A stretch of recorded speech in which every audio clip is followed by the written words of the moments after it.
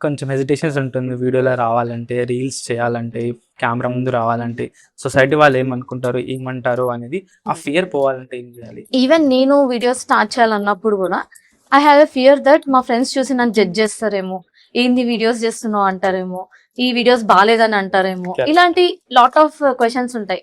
ఇవన్నీ పక్కన పెడితే అసలు కెమెరాని ఫేస్ చేయాలంటే ఎప్పుడూ అలవాటు లేదు ఎలా అని. సో నేనైతే ఏం చెప్తాను అని అంటే, when you want to start videos, నీ ప్రోడక్ట్ బాగుంది, నీ ఐడియాలజీ బాగుంది, ఫస్ట్ నువ్వు వీడియో చేసిన తర్వాత నీ చుట్టుపక్కల వాళ్ళకి చెప్పకు, నీ ఫ్రెండ్స్ కి కానీ, నీ రిలేషన్స్ కి కానీ, నీకు తెలిసిన వాళ్ళకి కానీ ఆ వీడియోస్ ని ప్రమోట్ చేయకు. చేసుకుంటూ వెళ్ళు, ఆ వీడియో పేజ్ క్రియేట్ చేయి, అప్లోడ్ చేయి, చేస్తూ వెళ్ళు. ఏదైనా ఫియర్ ఉన్నా ఏదున్నా సరే నువ్వు నేర్చుకోవాలని సంకల్పంగా ఉన్నావు అని అంటే దాంట్లో బెస్ట్ వస్తుంది.